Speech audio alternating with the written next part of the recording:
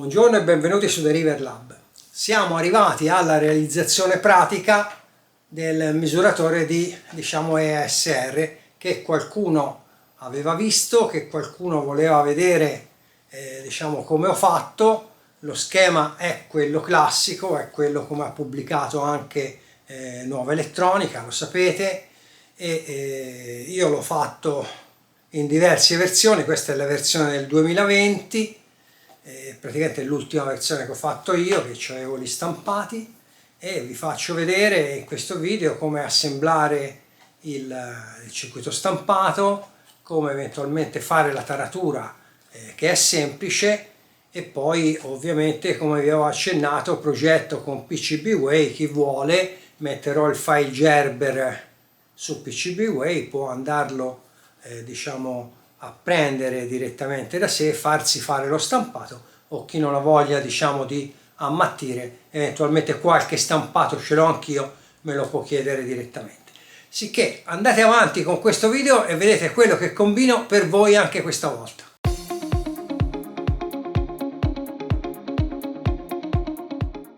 Questo è uno dei misuratori di ESR che ho fatto. Questo qui l'ho fatto nel 2020, ne feci due, ce ne ho due identici, c'è la data anche della realizzazione. Fra parentesi metterò a disposizione, chi vuole usare lo stesso strumento, metterò a disposizione la scala già fatta, così uno la può scaricare e ce la appiccica direttamente sul galvanometro, sul microamperometro, in maniera che è già fatta. Poi chiaramente ogni galvanometro ha un attimino un po' di tolleranza, se non la vuole fare precisissima per il galvanometro che va a prendere, anche se è lo stesso modello, non è detto che siano proprio identici, e magari la rifà da sé. Comunque la metterò a disposizione. In questo misuratore di ESR ci avevo fatto anche l'azzeramento, in maniera che è possibile, quando si scarica la pila, un pochino azzerarlo di qui, e sopra ci sono l'interruttore d'accensione, la spia, e questo LED qui indica se il condensatore è in perdita. Poi ci ho messo due boccole, che se uno ci vuole collegare due coccodrilli per alcuni condensatori, oppure ci ho messo questo connettore qui, in maniera che se i condensatori sono con i piedini uno lo può mettere direttamente e le blocca.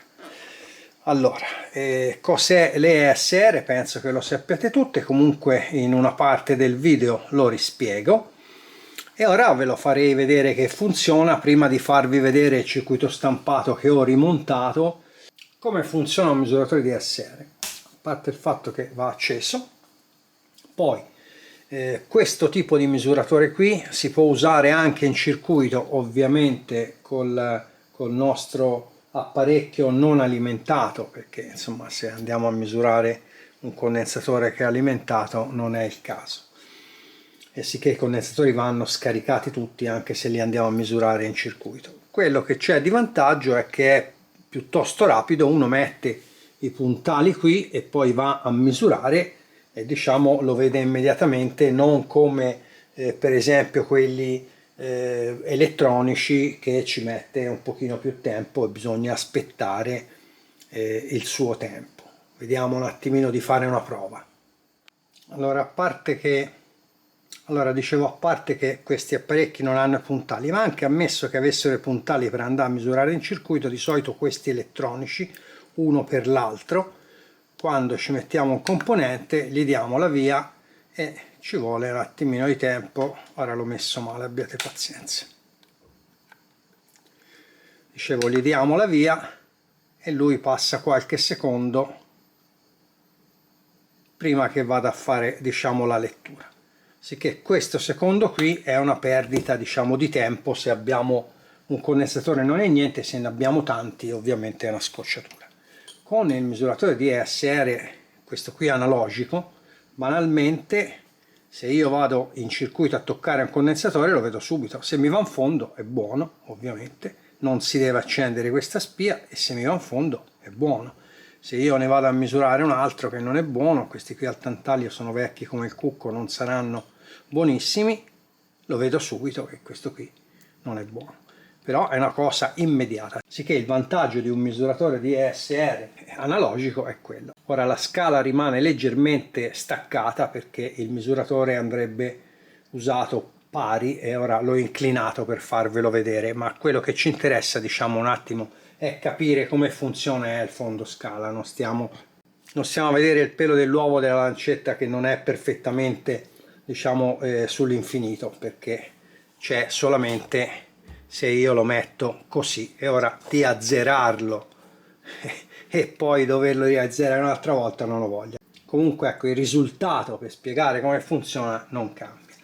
Allora, il misuratore DSR prima di usarlo andrebbe un attimino azzerato, sicché per azzerarlo si prende un condensatore di grossa capacità tipo questo, per esempio 1000 microfarad, che sicuramente non ha ESR, lo mettiamo sulle boccole e poi andiamo con questa manopolina andiamo a azzerarlo. Se uno vuole usare solamente il trimmer che c'è sul circuito stampato, la taratura la fa una volta, però quando si scaricherà la pila e ovviamente ci saranno delle, diciamo, magari non raggiunge più il fondo scala. Comunque uno lo azzera. Poi che succede? Questo condensatore qui, se visto, lo sapevamo già comunque che è un condensatore che praticamente ESR non ce n'ha, che va praticamente sul fondo scala, e così dovrebbe essere, diciamo, per tutti i condensatori diciamo sopra i 100 microfarad sicuramente, perché i condensatori più piccolini, se io vado a prendere un condensatore per esempio da 10 microfarad, potrebbe segnare un pochino, diciamo, di ESR che rientra nella norma. Questo segna circa 2-3 ohm e può rientrare nella norma. Quest'altro condensatore, che è sempre della stessa capacità di 10 microfarad, se io lo vado a misurare, e questo comincia a essere barlaccio, non è più buono, probabilmente è tanto che non è cassetto e non è più buono. E ora fatemi dedicare qualche secondo di tempo a PCBWay, che come sapete è il mio fornitore di fiducia per quanto riguarda i circuiti stampati e anche lo sponsor di questo video. Ho appena finito di assemblare questo circuito stampato, che è un prototipo di un progetto che farò vedere prossimamente. Come vedete, quando il circuito stampato è ben realizzato fa tutto un altro effetto, perché ha un'apparenza professionale, anche se, ripeto, questo qui è solo praticamente un prototipo. E se non avete voglia di assemblarli come ho fatto io, potete farveli inviare direttamente montati con i componenti che decidete voi. Se poi dovete assemblare dei componenti SMD piccoli come questi, farseli montare è ancora più conveniente. Datemi retta, fate come me, servitevi anche voi da PCBWay. Già un condensatore come questo, che è da 22 microfarad, praticamente mi va sul fondo scala.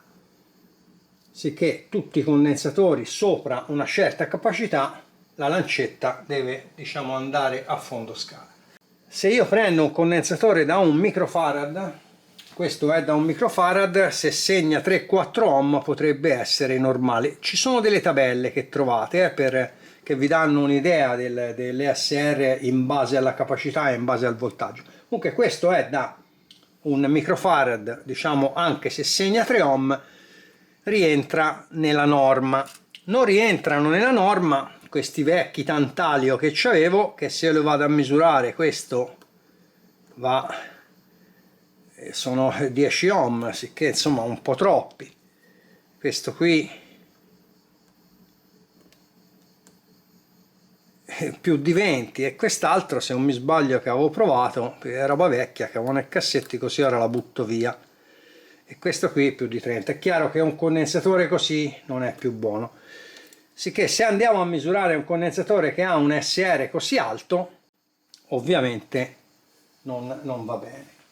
Allora, facciamo una cosa. Questa è una resistenza da 10 ohm e questo è il nostro condensatore che non ha niente, diciamo, o quasi, io lo vedo male, sono fuori parallasse, comunque va sul fondo. Se io a questo condensatore aggiungo una resistenza da 10 ohm in serie, lui andrà a segnare circa 10 ohm.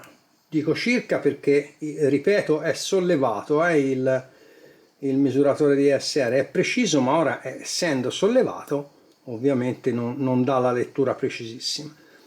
E comunque è circa 10 ohm. Questa è anche la maniera che poi, se non volete usare questa scala perché usate uno strumento, potete fare. Prendete un condensatore che, diciamo, va a 0 e poi ci mettete delle varie resistenze da 1 ohm, 2 ohm, 3 ohm e segnate tutte le tacchine come ho fatto io, e vi smaronate un po' come ho fatto io. Comunque questo con la resistenza da 10 ohm più o meno va al suo posto, perché ci direbbe che il condensatore ha, diciamo, è una ESR di 10 ohm e non va bene.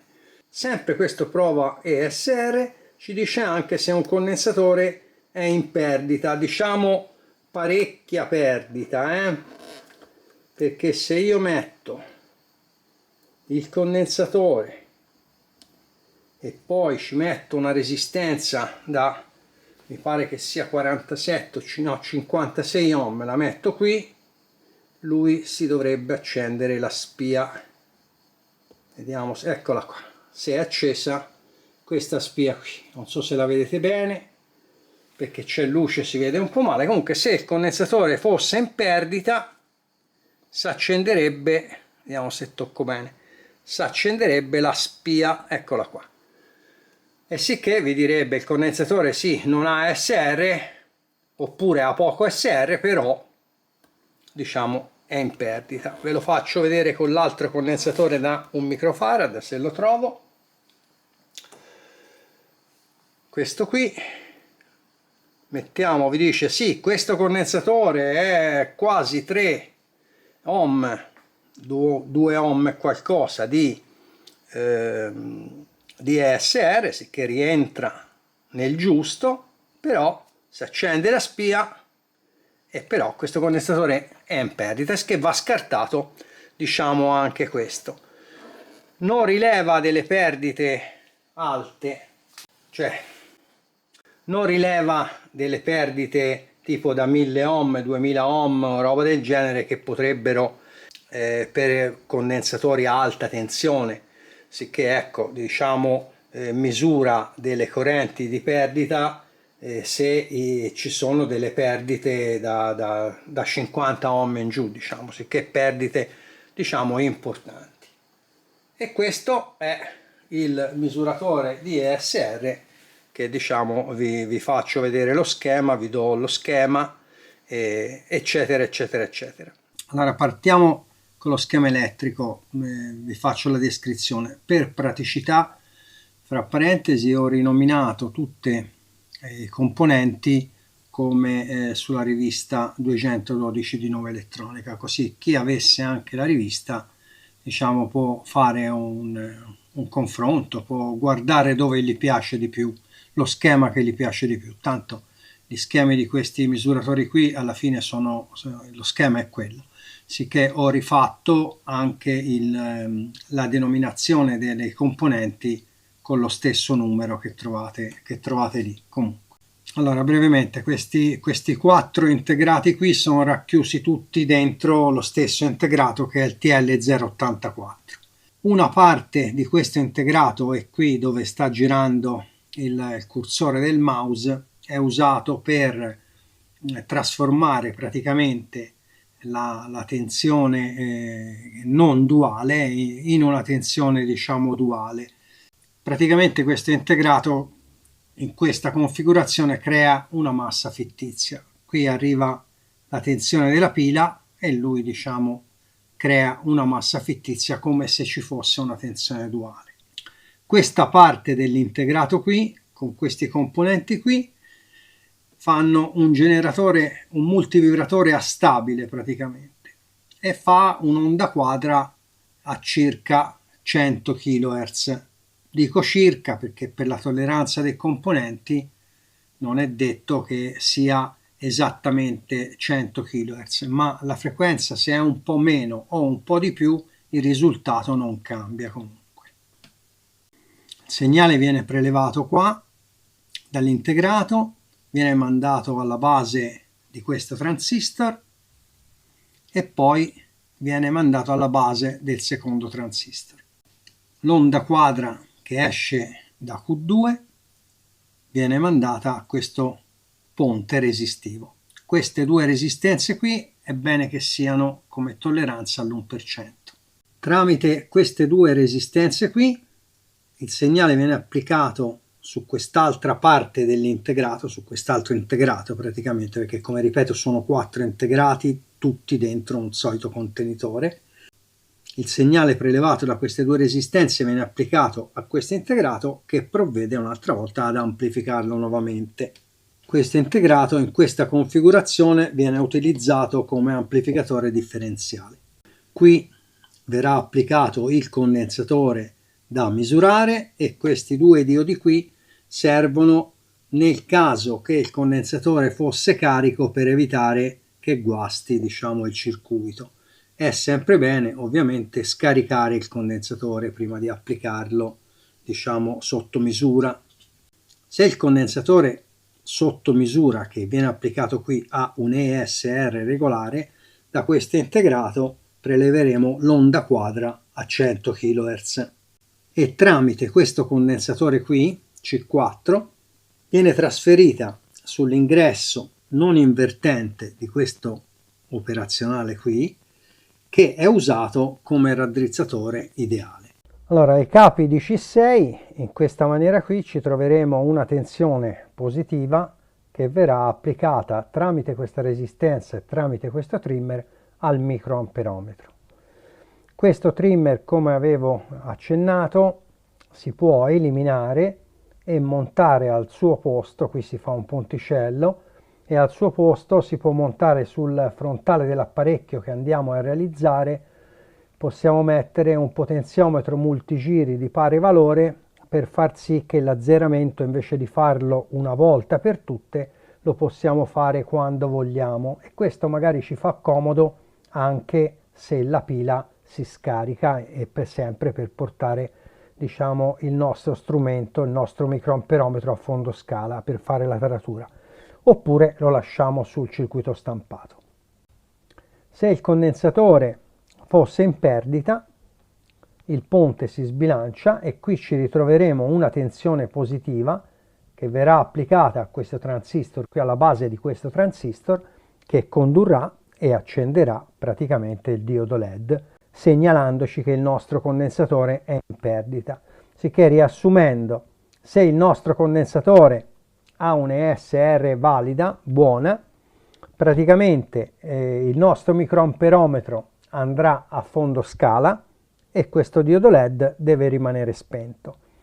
Se il nostro condensatore ha un ESR che comincia a essere elevata, il nostro microamperometro non andrà più a fondo scala, ma darà una lettura diversa, si fermerà prima del fondo scala e questo indicherà che c'è un ESR sul condensatore. Se il condensatore invece è in perdita, si accenderà il LED di L1 per dirci che è in perdita. In questo caso potrebbe essere che c'è un ESR e è in perdita, sicché il microamperometro non va a fondo scala e il LED si accende, oppure potrebbe avere il condensatore un ESR anche, diciamo, regolare, però essere in perdita, e in questo caso andrà a fondo scala, ma il LED ci segnalerà che c'è una perdita nel condensatore, e in tutti e due i casi, sia che il microamperometro non vada a fondo scala ma si fermi parecchio prima, oppure che si accenda questo LED, il condensatore non è buono e va buttato. Ecco, lo schema è tutto qui e tutti questi componenti stanno sul circuito stampato. Ho anche preparato una scala per il microamperometro con già, diciamo, disegnato i valori di ESR. Se usate lo stesso microamperometro che ho usato io, potete usare questa scala e la trovate praticamente da scaricare in descrizione. Il microamperometro lo metto anche quello in descrizione, e comunque è lo stesso che abbiamo usato per il wattmetro di bassa frequenza. Se usate un microamperometro diverso, purtroppo la scala ci avete piano piano da disegnarla da voi, come ho fatto io. Praticamente è un po', diciamo, una scocciatura. Comunque quello sta a voi. L'ESR è un condensatore, per chi non lo sapesse, io credo che più o meno lo sappiate tutti, comunque lo dico brevemente per chi non lo sapesse. Allora, un condensatore ideale, dove qui c'è scritto ESR, questa resistenza ovviamente non c'è, il condensatore è solo condensatore. Quando si forma un ESR alto è come se in serie al condensatore ci mettiamo una resistenza, è come se ci fosse una resistenza praticamente in serie al condensatore, e questo ovviamente ne comporta che, specialmente se il condensatore lavora magari a frequenze un pochino più elevate, potrebbe scaldare, rende meno. Comunque un condensatore ideale teoricamente l'ESR dovrebbe essere a zero, o comunque in un condensatore buono prossimo allo zero. In rete si trovano anche delle tabelle, io ne ho presa una così per farvi vedere che ci sono delle tabelle, perché l'ESR varia anche in base alla capacità del condensatore e in base alla tensione di lavoro del condensatore. Qui su 4,7 microfarad questa scala di ESR mi pare un po' esagerata, comunque ammettiamo che sia giusta. Per farvi un esempio, potete vedere, se prendiamo un condensatore da 63 volt, che potrete trovare in un condensatore da 4,7 microfarad anche 20 ohm, mentre per esempio in un condensatore già da 100 microfarad si va praticamente sotto l'ohm. Ora ripeto, da misure fatte queste qui sono un attimino elevate, diciamo che un condensatore da 4,7 microfarad, di solito io le SR più alti che ho trovato sono intorno a 3-4 ohm, non di più, anche meno, però di solito sono tutte più basse. Comunque questo è per spiegarvi che più sale, diciamo, la capacità, e più l'ESR deve essere basso. Sicché se noi abbiamo un condensatore per esempio da 35 volt, da 100 microfarad in poi l'ESR deve essere inferiore all'ohm sicuramente, cioè tipo mezzo ohm, roba del genere. Se trovate che su un condensatore, sempre per fare un esempio, da 1000 ohm un ESR di 2 ohm, il condensatore non è buono sicuramente, perché l'ESR è abbondantemente sotto l'ohm. Comunque queste tabelle più o meno le trovate in internet, scegliete quella che a voi vi pare più consona, ma comunque sia, anche senza la tabella, poi da voi, se andate a misurare dei condensatori buoni che avete comprato su una ditta valida, ne misurate diverse e vi accorgete subito alle varie capacità che tipo di SR dovete trovare perché il condensatore sia buono. Questo è il circuito stampato, come si presenta montato. Questo diodo ovviamente lo metterete dove si vede, perché qui io l'ho montato provvisoriamente qui per provare. Perché ho fatto questo circuito qui, che vi ripropongo e che così vi potrà fare comodo? Perché ho dato un circuito a un amico e mi ha detto sì, però dovrebbe essere 100, oscillare su 100 kHz, il mio non va a più di 10-15 kHz.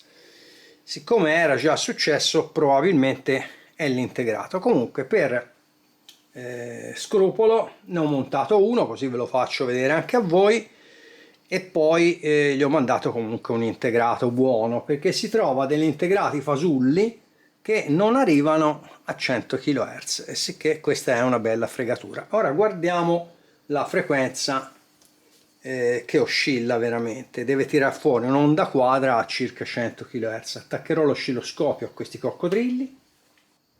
Ho messo l'oscilloscopio all'uscita dei coccodrilli, ovviamente ci sono anche fili, poi sapete in questo laboratorio c'è un pochino di roba in giro che genera delle spurie. Comunque se andiamo a vedere, lui genera un'onda quadra di questo genere qui, non fate caso alle spurie, e se andiamo a vedere sono circa 110 kHz, sicché sta oscillando diciamo nella frequenza giusta, e l'onda quadra che butta fuori è quella.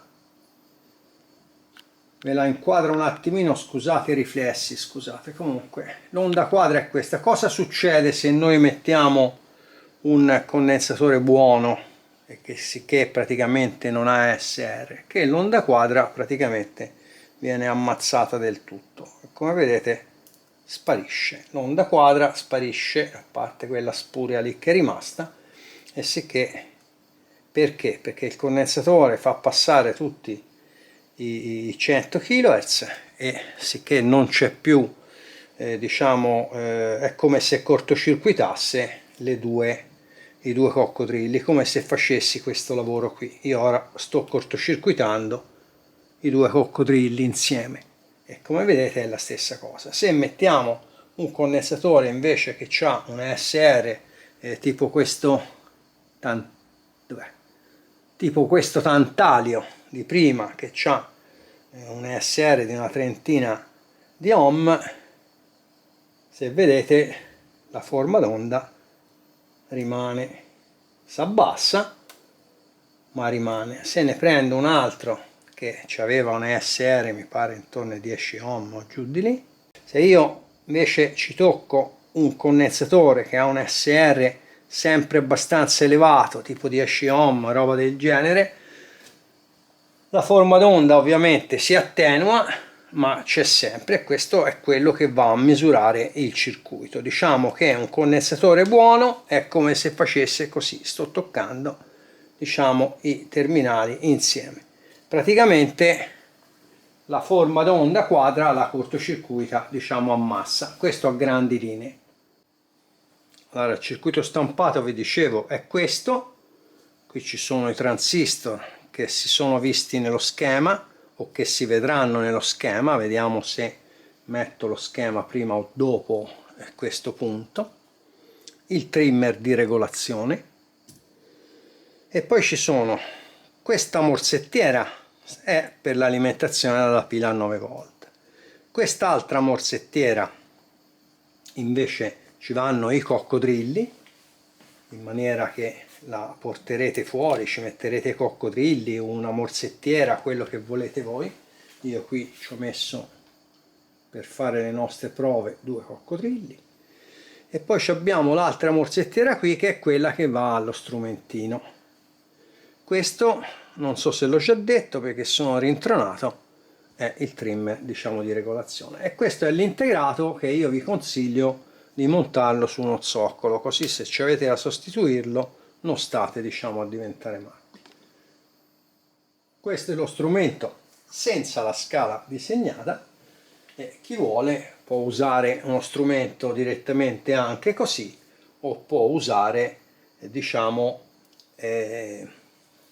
anche il tester, perché funziona anche col tester.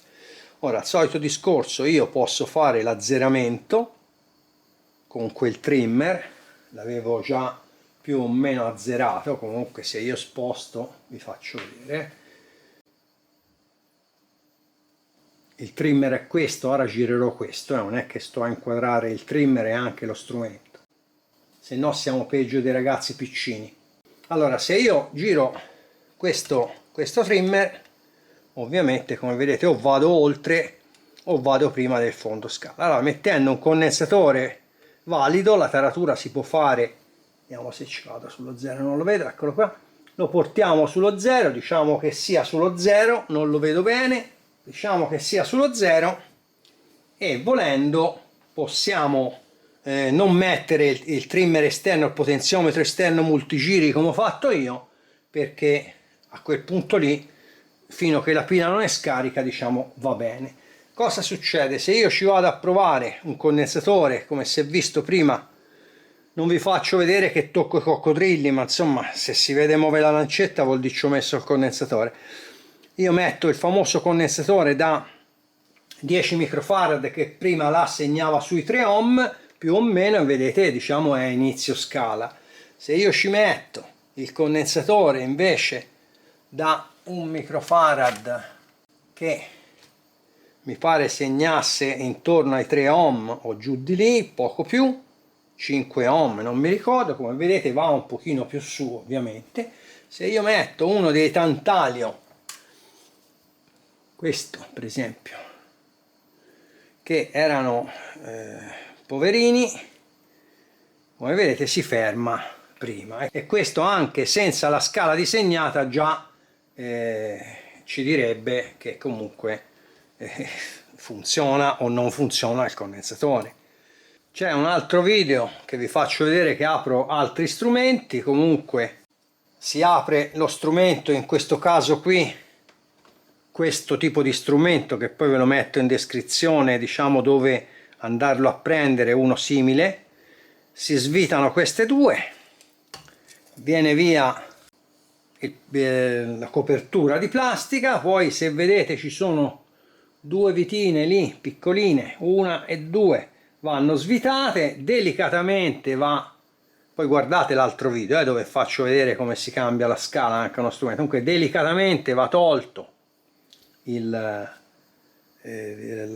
scala parlante, chiamiamola comunque la scala dello strumento, ritagliamo la scala che vi ho fatto vedere prima e che è questa praticamente dello strumento, la ritagliamo, la incolliamo sulla scala che abbiamo levato con un pezzettino di biadesivo, ci rifacciamo i forellini lì in maniera che la mettiamo precisa e la rimontiamo, la stringiamo. Ovviamente deve essere o incollata o messa con un pochino di biadesivo, perché se viene fuori vi frena la lancetta, quello è chiaro. Un'altra cosa, questi condensatori qui è importante che siano in poliestere, perché altri tipi di condensatori non vanno bene. Sono da 1 microfarad in poliestere. Questo è il LED, se io faccio cortocircuito si accende, si vede male ovviamente come al solito perché c'è troppa luce. Se ciò sicché il condensatore in perdita sotto i 50 ohm, lui si accende. Allora, questa cosa qui non ve l'ha mai fatta vedere nessuno. Se voi prendete a questo misuratore di ESR e a altri simili, ovviamente che c'è stata l'inflazione su internet di questi, se ci mettete un ricevitore per infrarossi, un diodo semplicemente ricevitore per infrarossi, ci si può controllare un telecomando.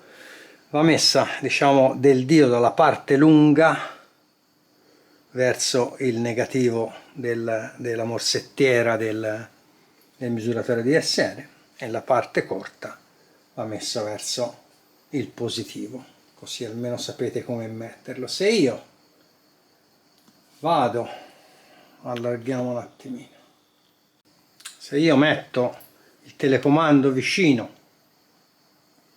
e lo premo, praticamente se funziona si muove la lancetta e se vedete ballonzola anche un po', non è che va in un punto e sta ferma, vedete che vibra la lancetta. Ecco, questo vuol dire che il telecomando sta funzionando. In questo caso qui, se non mi sbaglio, il tasto menu non funziona, se lo pigio non si muove niente, nemmeno se non mi sbaglio il tasto info non funziona. Il volume funziona, lo 0 funziona e il 9 funziona, ma il tasto menu, come vedete, non si muove, sicché vi può servire anche come prova telecomandi. E questo, non ve la ripeto, non ve l'aveva detto nessuno. Se vi interessa, come nel mio, aspettate lo riprendo in mano, mettere l'azzeramento direttamente sulla scatolina, quello che dovete fare è eliminare questo potenziometro qui, questo trimmer qui, scusate, e mettere un potenziometro multigiri possibilmente dello stesso valore sul mobilettino come ho fatto io. Qui ci fate un ponticello e lo mettete in serie allo strumento, perché quel trimmer lì, come si vede dallo schema, semplicemente è in serie allo strumento, sicché lo potete mettere tranquillamente in serie allo strumento dove volete voi e fare un ponticello al posto del trimmer praticamente. al posto di questo trimmer potete usare anche, come feci, ve l'ho fatto vedere in un altro video, come feci io per il primo misuratore di ESR che mandai a MWV Blog, potete usare uno di quei tester economici che ci sono cinesi e mettete il tutto lì dentro e potete usare la rotellina di azzeramento del tester stessa. Chi non volesse ammattire a metterci lo strumento, perché tanto sa che quando è sul fondo scala il condensatore funziona e se no c'è dei problemi, e si prende le sue misure, al posto di questo vi faccio vedere. Chi lo volesse, diciamo, usare con quello che c'ha, non voglio prendere lo strumentino analogico, lo può fare lo stesso, fa l'azzeramento a 100 microampere circa col famoso condensatore che sappiamo che non ha ESR, lo porta a circa 100. Ora io ci vado non in maniera precisissima, diciamo, faccio per darvi un'idea, portiamolo a circa 100 microampere e poi, per esempio, in questo caso ovviamente la lettura più è alto l'ESR e più la lettura sarà bassa, poi qui ci mettiamo in serie, come abbiamo fatto prima, una resistenza da 10 ohm, si fa una tabellina, dice allora con 10 ohm deve segnare 65 microampere, con, che ne so, questa era da 56, con 56 deve segnare 20 microampere, insomma si fa tutta una tabellina sua e anche lì può avere la misura dell'ESR anche in digitale, un po' meno pratica, ma insomma, perché bisogna poi andare a leggere la tabellina, ma lo può usare anche in questa maniera qui, senza strumentino analogico, sfruttando solamente il circuito stampato. Allora, siamo arrivati alla fine del video, vi ho fatto vedere come ho realizzato questo misuratore di ESR analogico. Come vi avevo accennato, non ho inventato niente, lo schema è uno schema classico ripreso anche da Nova Elettronica, sicché non ho inventato niente, è stato ripreso anche da varie persone in più salse, e questa, diciamo, è la mia salsa, è la mia cucina. E chi lo vuole, diciamo, se lo può fare, può seguire questi consigli, può vedere quello che ho fatto, può fare quello che ho fatto vedere nel video e farsene, diciamo, uno simile. In descrizione trovate sia il progetto e trovate, diciamo, il link con il file Gerber caricato su PCBWay, che lo sapete è lo sponsor di questo video, e faccio questo progetto in collaborazione con loro. Sicché, che vi devo dire, il video è finito, io spero che vi sia piaciuto. Se vi è piaciuto mettete un mi piace, perché insomma se vi è piaciuto un piccolo mi piace, magari non dico di meritarvelo, ma insomma se me lo mettete mi fa piacere. E chi vuole, chi non si è iscritto, se si iscrive al canale mi fa piacere, così il canale cresce ancora e noi ci vediamo al prossimo video. Ciao a tutti!